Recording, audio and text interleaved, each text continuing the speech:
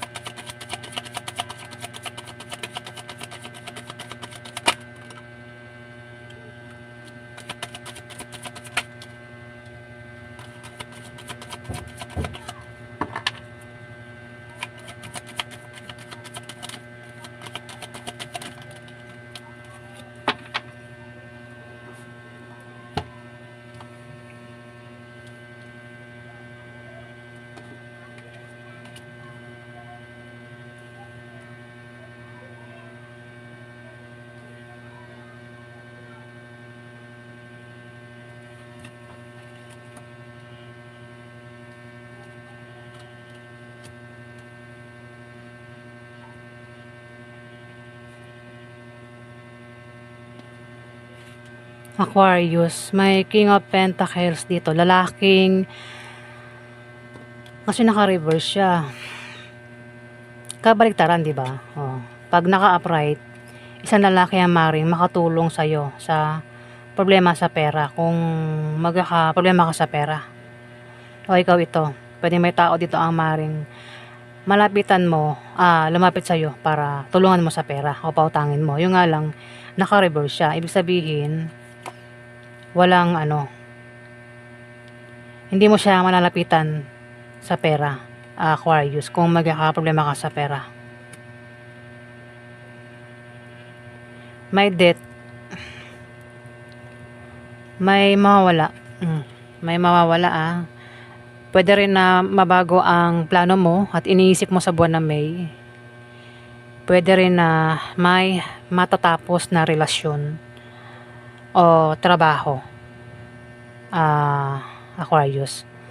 May pagtatapos o may mawawala dito, Aquarius. Dapat sa kanya yung Emperor. Pwedeng isang Emperor ang mawala o matapos na yung relasyon mo sa kanya, Aquarius. Kasi dito may away, may away.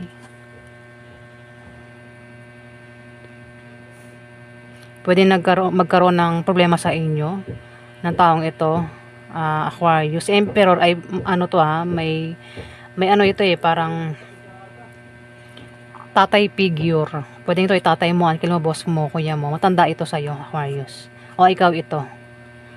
Yan, pwede rin kasi ikaw yan, Aquarius. Pwedeng matapos na ang posisyon. Mawala na ang, kumbaga wala nang maimpluwensyahan ang taong ito. Pwedeng ito, Two of Cups na naka-reverse. Ayun, pwede magkaroon ng away sa inyo ng karelasyon mo na pwedeng mauwi sa hiwalayan sa buwan ng May. Puro away ito. Away-away. Ayan. Sorry guys, ayusin ko yung upuan ko. Away-away sa loob ng bahay o kung saan pa yan. Kayo magkakasama, nag-aaway sa buwan ng May. Away kaguluhan. Kung may grupo, pwedeng mag-away yung grupo. Away din sa karelasyon na pwedeng humantong sa hiwalayan. Pwede makaaway mo, member ng pamilya mo.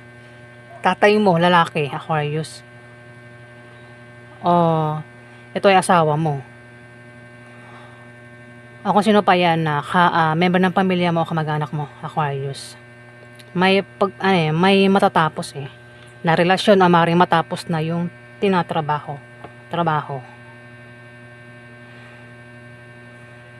Pwede rin matapos na yung mawala na. That kasi pwedeng mawala na ang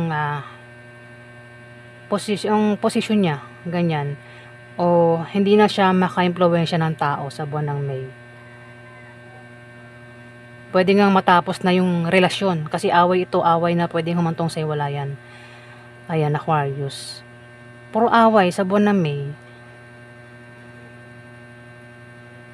Dito may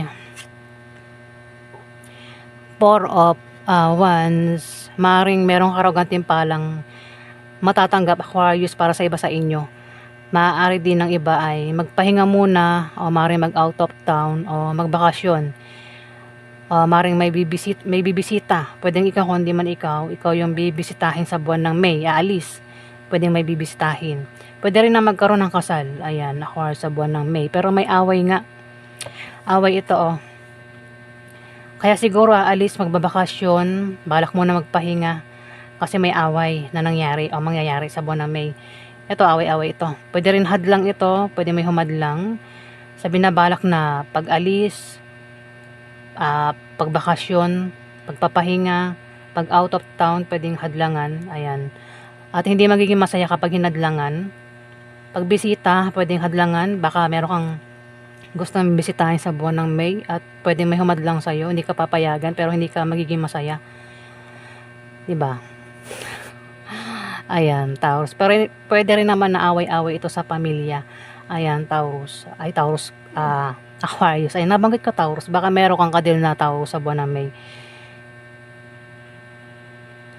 Ayan guys, may mga nababanggit na akong ibang zodiac sign. Hindi ko na sinasadya. Baka meron kang kadil o makakasalamuha na Taurus sa buwan ng May. Pwede makaaway mo. Kasi away nga ito, hawak ko card. Hawak kong ito ay away. Ayan, Taurus. Pwede hindi kayo magkasundo ng taong ito. Pwede nahadlangan ka rin niya o hadlangan ka sa buwan ng May ng taong ito.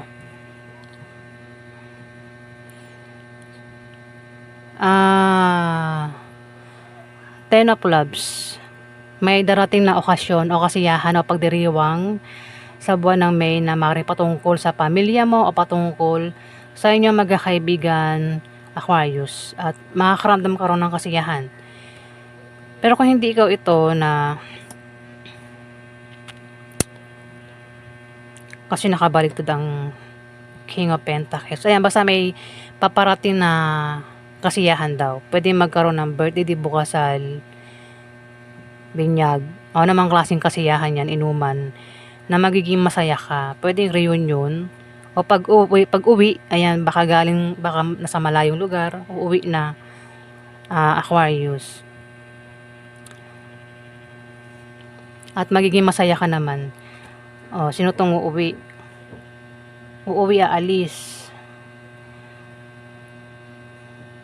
Magkakaroon nga ng kasiyahan, inuman. Pwede sa inyong magkakaibigan o sa inyong pamilya, Aquarius. Dito, Emperor, nabanggit ko na kanina, isang taong may impluwensya at makapangyarihan tao. Tupat sa kanya yung death. Pwede matapos na ang kanyang posisyon, kung mayroong posisyon, matapos na ang kanyang pagiging maimpluwensya, kanyang, kasi makapangyarihan, di ba? Kasi sa kanya tapat yun dito eh. Ayan, pwede matapos na yun.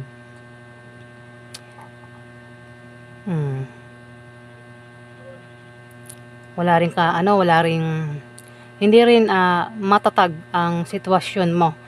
Aquarius, sa buwan ng May, hindi ka rin kampante, Aquarius. Ito, naka-upright yung The Lovers. The Lovers. May magkarelasyon dito, Aquarius.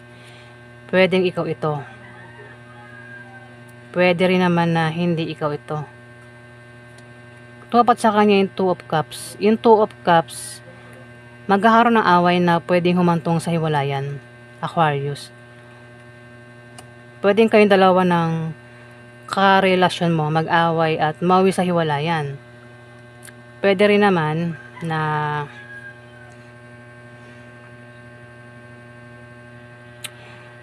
kung single ka, pwede may mag-couple dito. ang maring makaaway mo. Kasi ito, walang problema ito sa karelasyon niya eh.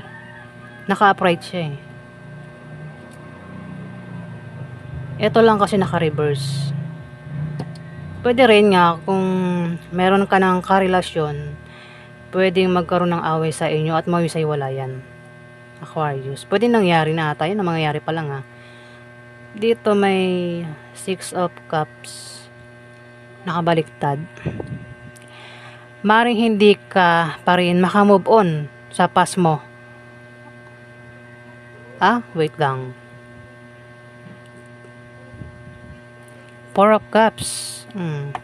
Sorry guys, mali. Wala itong reverse. Maring ikaw daw ay makaramdam ng pagod. Pagod na. Ayun na, napapagod na nga. Kasi palagi mong may away. Pagod na sa karelasyon. Gusto mo nang magpahinga sa relasyon, umuwi, magbakasyon, diba? Ayan, Aquarius. Siguro palagi nag-away, may tang ulo, palagi pinag-iinitan. Pagod na, makakaramdam ng pagod sa buwan ng May. Ayan, Aquarius. Pwedeng kayong dalawa ng karelasyon mo o ikaw ito. Pagod na, napapagod na. Pwede rin napapagod na sa trabaho, sa negosyo. Basta ikaw daw ay makakaramdam ng pagod dito. Kaya balak mo muna magpahinga, magbakasyon, mag out of town dito, Aquarius. May offer din na darating sa buwan ng May na kailangan mong pag-isipan at dapat mong pag-isipan bago mo tanggapin, Aquarius.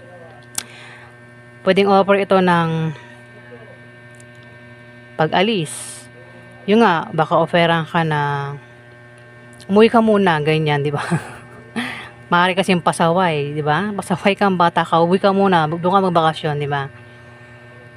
Pwede naman mag-offer ng trabaho, offer ng trabaho, o basta may offer dito na kailangan pag-isipan bago tanggapin, Aquarius.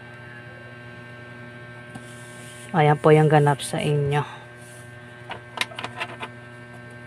Alamin naman natin yung pwedeng sabihin sa inyo, o gustong sabihin sa inyo ng taong naging parte ng buhay mo, Aquarius. Past mo man yan o future. Pwedeng galing sa ex mo, o galing sa third party, o galing sa asawa mo. Pwedeng galing sa nililigawan mo o manliligaw mo. Pwedeng galing sa kaibigan mo. Pwede rin galing sa member ng pamilya mo o kamag-anak mo, Aquarius. Okay ba? Alamin natin.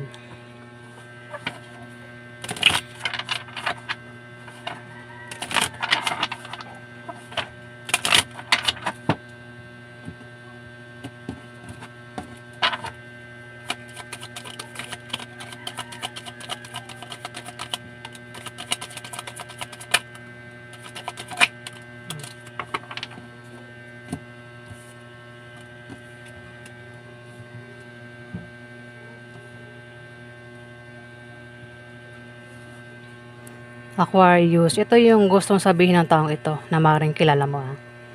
I will wait for a sign from you, Aquarius. Nag-aantay daw siya ng sign galing sa'yo, Aquarius. Ayan. Dito, I want to be more than friends. Kaibigan mo pala. Ayaw niya ng kaibigan lang kayo. Gusto niya maging mag-on kayo, Aquarius. Gusto niya maging gusto niya maging boyfriend mo siya, maging girlfriend mo siya. Girlfriend, Aquarius, di ba? Ayaw niya ng kaibigan lang. Sabi pa rito, Aquarius, I left when I saw you with someone. Oh, nakita ka pala niya may kasamang iba. Pwede naman na ikaw yung nagsabi niyan para sa kanya, Aquarius. Ayun, I left with I saw you. Sorry guys. I left when I saw you with someone. Oh, yan yung gustong sabihin mo o gustong sabihin ng taong ito para sa'yo, Aquarius.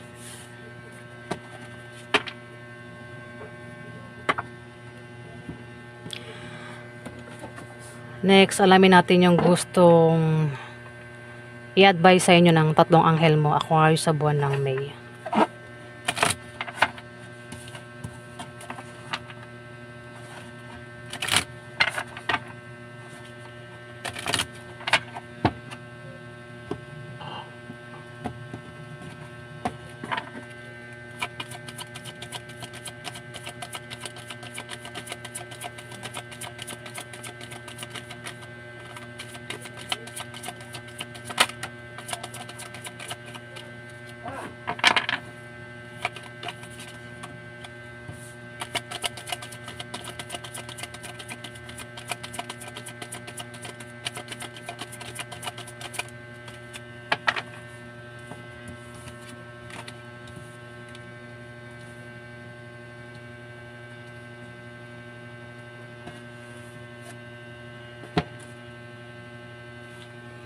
Aquarius, ito yung gustong sabihin ng anghel mo. Si Archangel Zadkiel. Ang labo talaga ng paningin ko guys. Tapos ang liit pa ng sulat. Kaya ikaw na lang magbabasa. Ilalapit ko sa camera.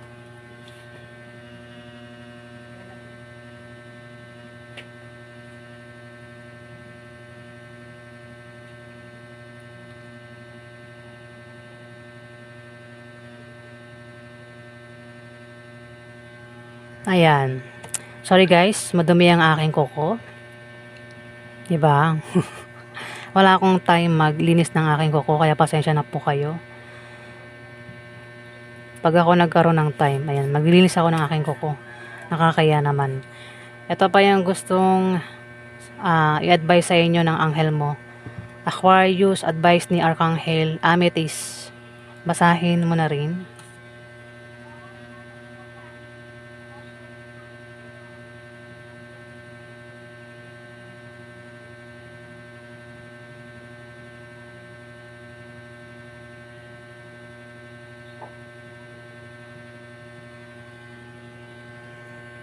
Ayan.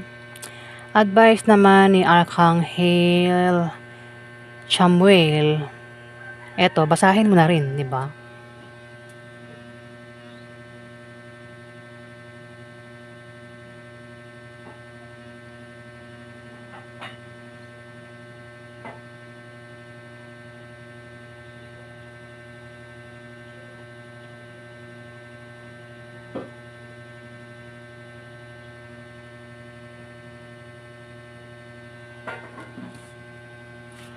O ayan guys, yung advice sa inyo ng tatlong anghel mo.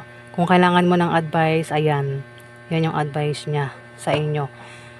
At kung nagustuhan yung aking reading at hindi pa kayo nakapag-subscribe, click na lang po ang subscribe button para updated po kayo sa mga ipo-post ko. At kung nakasubscribe na po kayo, maraming salamat po guys. Salamat po.